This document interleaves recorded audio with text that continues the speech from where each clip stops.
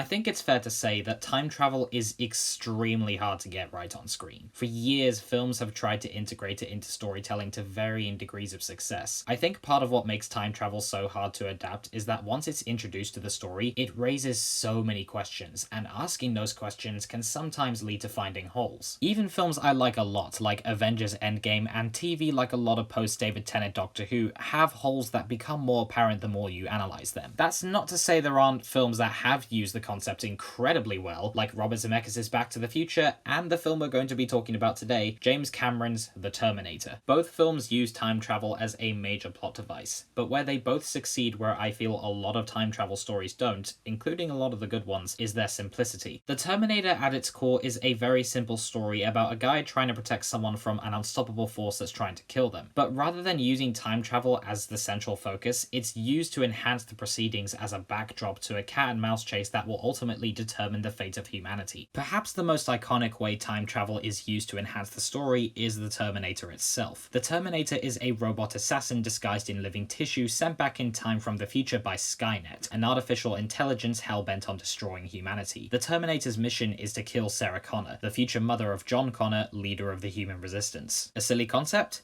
Absolutely, but it's that concept that helps to create one of the most iconic villains in film history. At first glance, it appears to be human. It's covered in organic tissue, it bleeds, it can talk, and even sweats. But even then, there are subtle hints that something is not right. Arnold Schwarzenegger's performance is terrifyingly robotic, as his face is completely emotionless with no sign of any expression. The Terminator moves swiftly and with purpose, filling the audience with a sense of unease as every word it speaks, every move and decision it makes is inhumanly efficient and abnormally calculated. Arnold Schwarzenegger is perfectly cast as the Terminator. Admittedly, he doesn't look like someone who would blend in very easily in a crowd, which honestly defeats the purpose of what is literally referred to as an infiltration unit, but his hulking size makes it incredibly believable that there must be some sort of mechanical monstrosity hiding beneath the flesh. That, on top of Schwarzenegger's chillingly robotic performance, makes for one of the most convincing portrayals of a robot ever put to screen. The tension builds and builds until the Terminator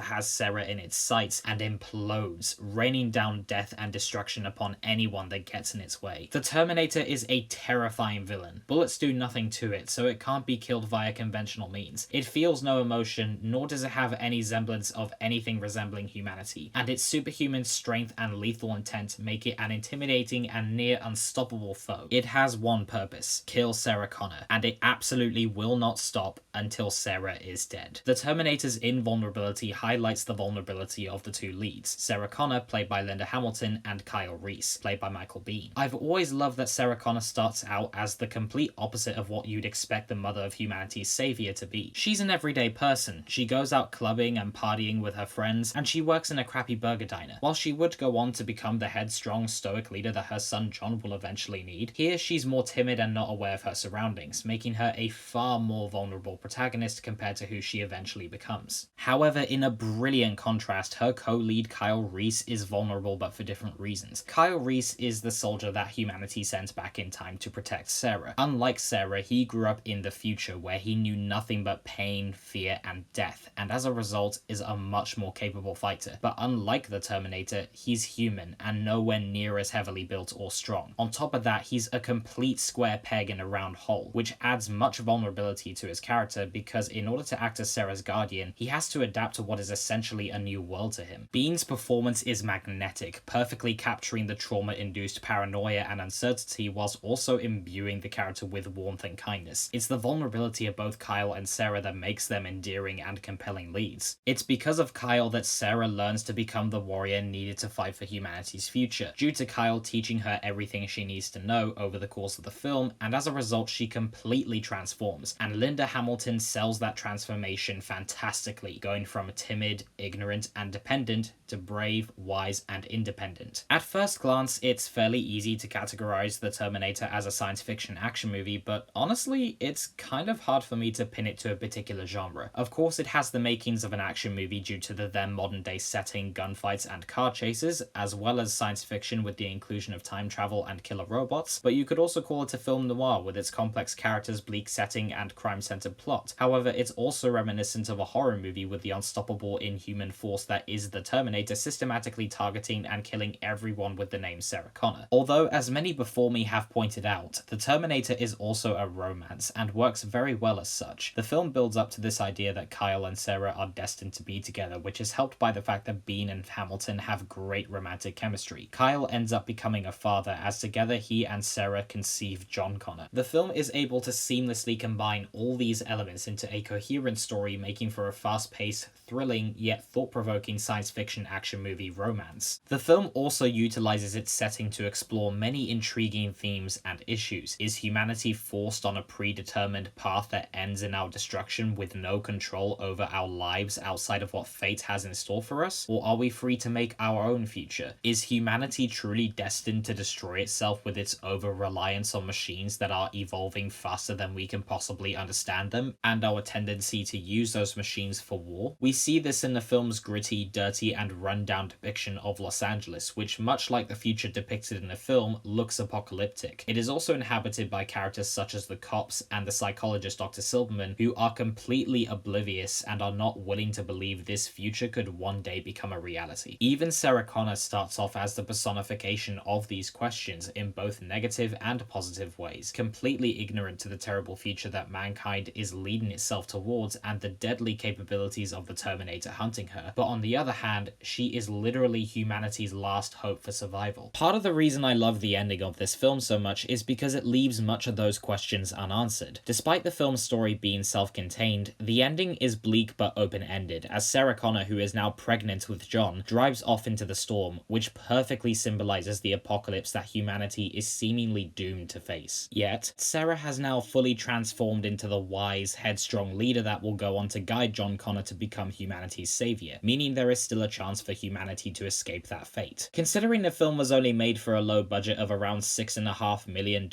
it's pretty amazing the film looks as good as it does. While not every effect holds up, the effects are mostly fantastic, as the film makes use of prosthetic robotic makeup, full-scale puppets, and animatronics by Stan Winston. The post-apocalyptic, war-torn depiction of the future looks amazing due to a fantastic use of miniatures and rear projection. The stop-motion shots of the Terminator walking don't hold up that well, but even then, it adds an unnatural jerkiness to its movements that makes the machine seem more inhuman. The action is awesome. The gun battles are chaotically over the top and electrifying. However, they are also thrillingly suspenseful. The best action sequence in the whole film is when the Terminator goes on a rampage through the police station and just obliterates every single cop that's unfortunate enough to get in its way as it tries to find Sarah, who is forced to hide in a room whilst Kyle Reese desperately tries to get to her before it can. A spectacular sequence, but a terrifying one also. Furthermore, the car chases are exhilarating, featuring brilliant stunt work and excitingly fast-paced editing. Additionally, the score is an aspect of this movie I have always found impactful. The synthesized music is complete with metallic heartbeats and electronic whines that combine to produce an unsettlingly robotic score that is highly suspenseful. I genuinely don't think the score for this film has been topped by any of the other installments in this franchise. It's more simplistic than the bigger, grander, and more bombastic scores that the series would go on to adopt, starting with Terminator 2 Judgment Day, which I don't have a problem with at all, because those scores are all great. Personally, I've always preferred the first movie's score for its subtlety and simplicity. The Terminator remains to this day one of James Cameron's best films. It's simplistic, yes, but the film majorly benefits from its simplicity to create a breathlessly entertaining romantic time travel action thriller. It's spectacularly well made, with exhilarating action sequences, amazing special effects, likable and endearing characters who are being hunted by one of the most unnerving and intimidating antagonists of all time. But as well as being great entertainment, it's also a deeply thought-provoking and at times pretty hard-hitting film, tackling themes and questions that are still relevant. To this day, The Terminator is an incredible feat in low-budget filmmaking and an excellent time travel story.